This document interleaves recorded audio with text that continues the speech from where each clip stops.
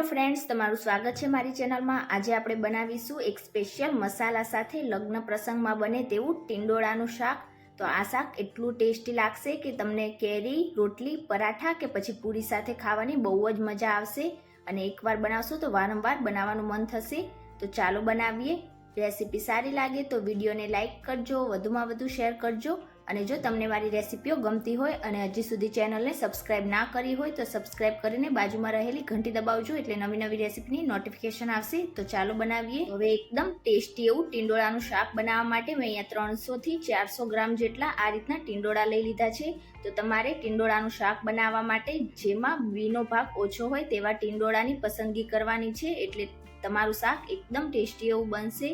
તો હવે સૌથી પહેલા તો આપણે ટિંડોળાના ઉપરના અને નીચેના ભાગને કટ કરી લઈશું અને હવે આ રીતે આપણે ટિંડોળાને વચ્ચેથી કટ કરીશું અને હવે આ રીતે વચ્ચેથી કટ કરી લીધા પછી ફરીથી આપણે તેના 2 થી 3 ભાગમાં તેને ડિવાઈડ કરી લઈશું। તો અહીંયા તમારે ટિંડોળાને કટ કરતી વખતે ખાસ એ વાતનું ધ્યાન રાખવાનું છે કે તમારે ટિંડોળાની એકદમ પતલી સ્લાઇસ નથી કરવાની, આ રીતના મીડિયમ હોય એવા જાડા રાખીશું। તો અહીંયા મેં બિલકુલ આ જ રીતે બધા ટિંડોળાને કટ કરી લીધા છે। તો હવે આપણે તેનું શાક બનાવીશું। તો તેના માટે પેનમાં 4 થી 5 ટેબલ સ્પૂન જેટલું તેલ ઉમેરીશું। તો ટિંડોળાના શાકમાં તેલનું પ્રમાણ થોડુંક વધારે રાખવાથી શાક એકદમ ટેસ્ટી લાગશે, પણ અહીંયા તમે તમારી પસંદ પ્રમાણે વધારે કે ઓછું તેલ કરી શકો છો। તેલ ગરમ થઈ જાય એટલે અડધી ટીસ્પૂન રાઈ અને અડધી ટીસ્પૂન જીરું ઉમેરીશું અને બંને વસ્તુને એકદમ સરસ રીતે ફૂટવા દઈશું। રાઈ અને જીરું એકદમ સરસ રીતે ફૂટી જાય એટલે 1/4 ટીસ્પૂન હિંગ ઉમેરીશું, અડધી ટીસ્પૂન આદુની પેસ્ટ ઉમેરીશું અને હવે તેમાં 2 ઝીણા કટ કરેલા તીખા હોય તેવા લીલા મરચાં ઉમેરી દઈશું। મરચાં તમે તમારી પસંદ પ્રમાણે વધારે કે ઓછા કરી શકો છો અને હવે બધી જ વસ્તુને આપણે 1 થી 2 મિનિટ માટે સ્લો ગેસની ફ્લેમ પર સાતળી લઈશું। હવે તેમાં અડધી ટીસ્પૂન હળદર ઉમેરીશું। તો હળદર આપણે આ રીતે તેલમાં જ ઉમેરી દઈશું એટલે તેની કચાશ દૂર થઈ જશે। તો હવે એકદમ સારી રીતે આપણે હળદરને પણ 1 મિનિટ માટે તેલમાં સાતળીશું અને હવે તૈયાર કરેલા બધા જ ટિંડોળાને આપણે આ રીતે પેનમાં ઉમેરી દઈશું અને બધી જ હળદરનું કોટિંગ આપણા ટિંડોળા ઉપર થાય એ રીતે ટિંડોળાને મિક્સ કરીશું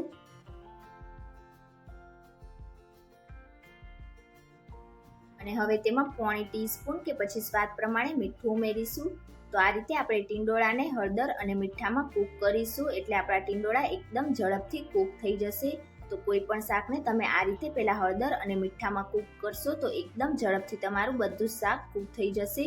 તો એકદમ સારી રીતે આપણે બધા ટિંડોળાને મિક્સ કરી લઈશું અને સ્લો ટુ મીડિયમ ગેસની ફ્લેમ પર આપણા બધા ટિંડોળા એકદમ સરસ રીતે સોફ્ટ ના થઈ જાય ત્યાં સુધી તેને થવા દઈશું અને ત્યાં સુધી આપણે શાકમાં નાખવા માટેનો એક સ્પેશિયલ મસાલો બનાવીને તૈયાર કરીશું। તો તેના માટે આપણે એક પેનમાં અડધા કપ કરતાં થોડાક ઓછા કાચા સિંગદાણા ઉમેરીશું અને મીડિયમ ગેસની ફ્લેમ પર સિંગદાણાનો હલકો કલર બદલાય ત્યાં સુધી તેને શેકી લઈશું। તો અહીંયા થોડીક જ વારમાં તમે જોઈ શકો છો આપણા સિંગદાણા ઉપર આ રીતના બ્રાઉન સ્પોટ્સ આવી ગયા છે। તો આ જ સ્ટેજ ઉપર તેમાં 3 થી 4 સૂકા કોપરાની સ્લાઇસ ઉમેરીશું અને તેને પણ 1 થી 2 મિનિટ માટે આપણે શેકી લઈશું। તો સિંગદાણા અને કોપરાની સ્લાઇસ શેકાઈ જાય એટલે હવે આપણે ગેસની આંચ બંધ કરી દઈશું અને તેમાં 3 ટીસ્પૂન સફેદ તલ ઉમેરીશું। તો અહીંયા સફેદ તલ તમારે આ રીતે ગેસની ફ્લેમ બંધ કરી દીધા પછી જ ઉમેરવાના છે, ગરમ પેનની અંદર જ આપણા તલ એકદમ સરસ રીતે શેકાઈ જશે। તો આ રીતે આપણે સિંગદાણા, સૂકા નારિયેળની સ્લાઇસ અને સફેદ તલને શેકીને ત્યાર પછી તેનો મસાલો બનાવીશું એટલે આપણા મસાલાનો ટેસ્ટ એકદમ સરસ લાગશે। તો અહીંયા થોડીક જ વારમાં આપણા તલ એકદમ સરસ રીતે શેકાઈ ગયા છે અને તેનો હલકો એવો કલર પણ બદલાઈ ગયો છે। તો હવે આપણે બધી વસ્તુને 1 થી 2 મિનિટ માટે ઠંડી થવા માટે રાખીશું। ત્રણેય વસ્તુ ઠંડી થઈ જાય એટલે આપણે એક નાનું મિક્સર જાર લઈશું અને બધી વસ્તુને મિક્સર જારમાં ઉમેરી દઈશું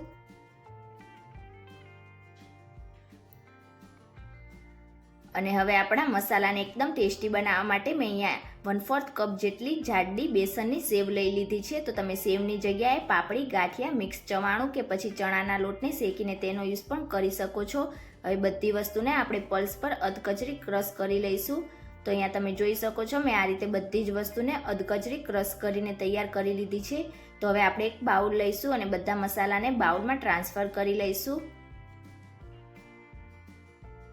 અને હવે ઉપરથી આપણે મસાલા એડ કરીશું। તો 1 ટેબલ સ્પૂન ધાણા પાવડર ઉમેરીશું, 1 ટીસ્પૂન રેગ્યુલર તીખું લાલ મરચું ઉમેરીશું, 1 ટીસ્પૂન કશ્મીરી લાલ મરચું પાવડર ઉમેરીશું. તો કશ્મીરી લાલ મરચું પાવડર ઉમેરવાથી આપણા શાકનો કલર એકદમ સરસ આવશે. અહીંયા મરચું તમે તમારા પસંદ પ્રમાણે વધારે કે ઓછું કરી શકો છો. અડધી ટીસ્પૂન ગરમ મસાલો ઉમેરીશું, અડધી ટીસ્પૂન શેકેલા જીરાનો પાવડર ઉમેરીશું અને હવે તેમાં 1 ટેબલસ્પૂન જેટલી ખાંડ ઉમેરીશું. તો ખાંડ નાખવી ઓપ્શનલ છે, પણ ખાંડ બધા મસાલાના ટેસ્ટને બેલેન્સ કરશે. અડધા લીંબુનો રસ નીચોવીશું.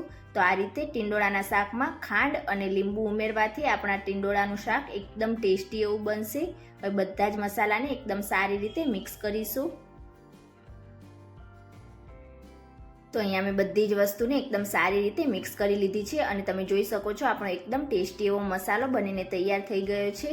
તો આ મસાલાને તમે એરટાઇટ કન્ટેનરમાં ભરીને 2 થી 3 દિવસ સુધી સ્ટોર કરી શકો છો અને જ્યારે પણ કોઈ ભરેલું શાક ખાવાનું મન થાય તેના ઉપર તમે સ્પ્રિંકલ કરીને તેનો યુઝ કરી શકો છો. તો અહીંયા આપણા ટીંડોળા સોફ્ટ થયા છે કે નહીં તે ચેક કરી લઈશું. તો પહેલાં આપણે બધા ટીંડોળાને એકદમ સારી રીતે મિક્સ કરી લઈશું. ને હવે આ રીતે આપણે ટીંડોળાને કટ કરીએ તો તમે જોઈ શકો છો કે એકદમ આસાનીથી આપણા ટીંડોળા કટ થઈ જાય છે. તો લગભગ 7 થી 8 જ મિનિટમાં આપણા બધા જ ટીંડોળા એકદમ સરસ રીતે સોફ્ટ થઈ ગયા છે, તમે જોઈ શકો છો. જો તમને ટીંડોળા થોડા કાચા લાગતા હોય તો તમે તેને 1 થી 2 મિનિટ માટે વધારે કૂક કરી શકો છો. તો અહીંયા આપણા બધા ટીંડોળા એકદમ સરસ રીતે સોફ્ટ થઈ ગયા છે. તો હવે આપણે જે મસાલો બનાવીને તૈયાર કર્યો છે તે લગભગ 7 થી 8 ટીસ્પૂન જેટલો આપણે આ રીતે શાક ઉપર સ્પ્રિંકલ કરીશું. તો આ શાકમાં મસાલો વધારે હશે તો શાકનો ટેસ્ટ એકદમ સરસ લાગશે, પણ તમે તમારી પસંદ પ્રમાણે મસાલાનું પ્રમાણ વધારે કે ઓછું કરી શકો છો.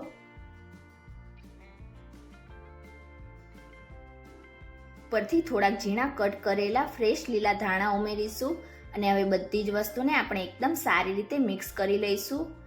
અને હવે આ રીતે મિક્સ થઈ જાય એટલે ઉપરથી આપણે 2 થી 3 ટેબલસ્પૂન જેટલું આ રીતે પાણી છાંટીશું. તો અહીંયા આપણે ગ્રેવીવાળું શાક નથી કરવાનું, ફક્ત આ જ રીતે આપણે થોડુંક પાણી છાંટીશું અને તેને એકદમ સારી રીતે મિક્સ કરી લઈશું અને મીડિયમ ગેસની ફ્લેમ પર તેને ઢાંકીને ફક્ત 2 મિનિટ માટે કૂક કરી લઈશું.